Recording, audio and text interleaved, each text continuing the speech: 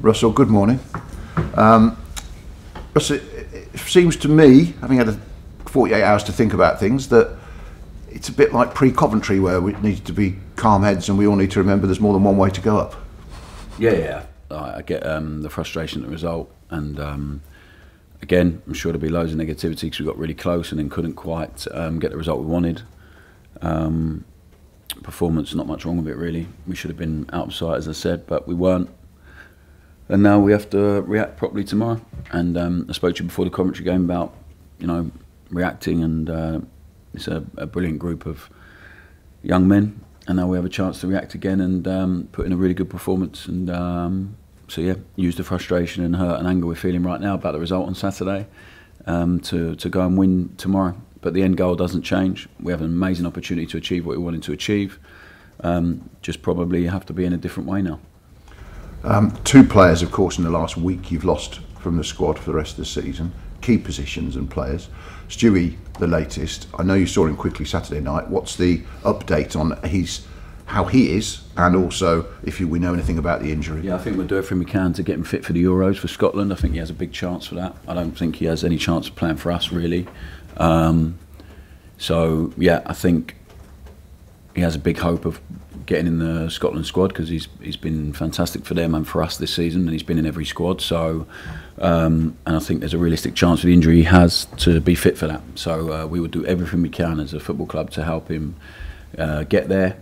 So it wasn't as serious as we all feared, but it's serious enough to keep him out for a period of time now where he can't help us, unfortunately. But we'll do everything we can to get him fit and ready for Scotland, and hopefully, yeah, he'll get in that squad, and hopefully we can see him involved in that, and that will be a bit of good news for him to finish the season in that way. I presume it's a knee injury. No, it's his quad, so yeah, it's a muscle injury, yeah. I guess the big thing about that is, how do you replace him? It's very hard to replace because of the way he carries the ball so well.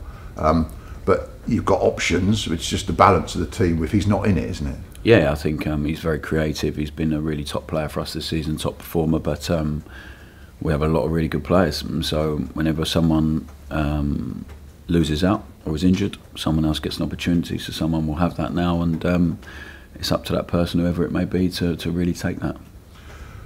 Leicester have had their own ups and downs in the recent month or two. They're under their own pressure. Does that actually help a little bit tomorrow night, that they're under pressure from their own supporters to go up automatically? When you go there, perhaps they're under more pressure than you. Yeah, I just don't think it's a focus for me about their situation. It's all about us and the context of how we go into that game. We'll make the players aware of some of the things that West Brom in particular did brilliantly on Saturday, and it was a really difficult game for Leicester, but they found a way to win. And they're still on track to get over 100 points, or to get 100 points, which is to have some negativity around that, I think shows you how tough this season has been, because most seasons with this amount of points they have now, they're home and dry, but they're not this year because of the competitive nature of the league and the quality of the 4 teams at the top and the ones below them that are pushing everyone. So yeah, I think Enzo's done a great job. They're an excellent team. They have had a tough patch at times, the same way as we have, and any team in this division has, because it's just not easy. But we'll go there and try and make the game about us and see where it takes us. Is there a particular, do you think, key to beating them? They play a defined way, like you do. So, do you have to counter that, or do you just go, right, we play as well as we can, the way we do, and they worry about us? I think it's always a balance. We would go there and be the team we want to be, for sure, because the players do that. I think the away record on the whole has been very, very good, because the players are brave enough to go and do that. And there's another test of courage tomorrow to go and be the team we want to be. To obviously be aware of Leicester and their threat and the team they are, but to go there and go toe to toe with them and see who comes out on top.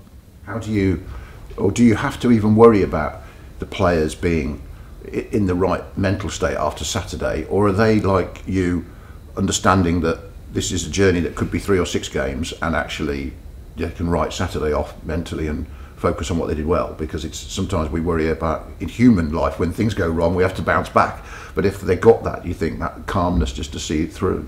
Yeah, well, on Saturday we created more chances, more clear-cut chances I can remember in any game. So I think on another day we probably win that game. So the quality of the football to create them chances was incredible. But obviously the frustration and negatives are we then go and lose the game, which is, I said to you, is unacceptable. But yeah, we weren't able to see it through, and that's my fault. So now I need to make sure the players are ready for what's coming tomorrow, and make sure that we bounce back, and the final destination doesn't change, what we want to achieve and how we do it, and what we want to do, but how we do it might have to change a little bit. And I think these 3 games we have now are incredible for us in any way it goes. So whatever happens with other results, but in preparation for what could be a huge 3 games at the end of it as well. So yeah, it's exciting, but it's also frustrating and painful, and that's football. But the positive is that when I look at some of the characters in your team, and I think of players like Armour or Jan Bednarek, players like that who are fiercely determined. All of them are, obviously, because they're professional footballers, but that frustration can be a good thing, because they can bottle that and take that into the next games. Yeah, I think frustration is one of the best emotions you can have.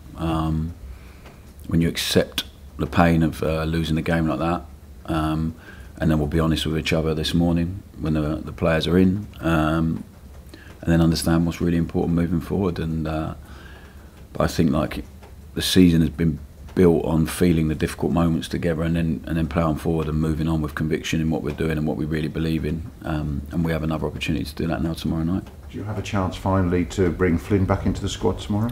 We'll wait and see, because now the landscape's changed a little bit. So it's risk and reward, I think, with Flynn. So we'll see if we want to rush him back fit. Yeah, and we also have other guys that need to get on the pitch and stake a claim now for the final stages of the season. So we'll have to wait and see. Thank you. For 10:30, George. So I was just going to ask you, obviously, about Flynn. I think a lot of people kind of think that maybe he's so important to the team because of the record of only won 2 games. But do you kind of feel like there's maybe something that needs to change a little bit differently with how you bring players in when he's not in the team, like can change the system, example? I don't think we need to change the system, but maybe I need to pick the team a bit differently when he doesn't play. But it's a team that should score 6 or 7 goals in the first half on Saturday, so it's like it's frustrating. But when you look back at the game, should Trey Charles come on at 1-0, and then we maybe change the way we play a little bit? Yeah, in hindsight, it's a beautiful thing. But at that point, I still thought there was another goal in us, and we still looked such a threat. So, listen, Man City, when they lose one player who plays in that position, that pivot position, number 6, the dynamic of that team changes completely in the same way that it does with us with Flynn. So we have to find a way to work around that and navigate a way around that better if he's not going to play on Tuesday.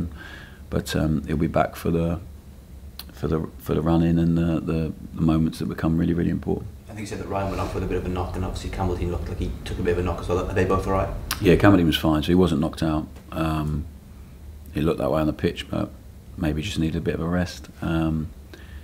So yeah, he's fine. And Ryan was feeling better as the game wore on, so he'll be assessed. He was assessed yesterday, and it felt a bit better again. But again, it's now about, do we risk him for one game and then maybe lose him for another one? So we'll have to wait and see. Can I just ask about obviously the balance between playing him and James Brew, because you've got one in Ryan Manning who's seen as the very attacking option, James Brew maybe the more defensively solid option. Going to someone like Leicester who've got really tricky wingers, do you kind of see it as a balance of maybe needing to play one who's more suited to defensive style or more suited to attacking style? I think it'll be the one that's most suited to our game plan, really, and how we want to build up, how we want to play. What we see is going to be really important for us. So we have 3 really talented fullbacks, and 2 of them can play at any point because they're really, really good. So yeah, we'll put the best 2 on the pitch for this game, and then that might change again on Saturday and moving forward. So we can be quite flexible there, I think, and I haven't got a problem with any of them playing.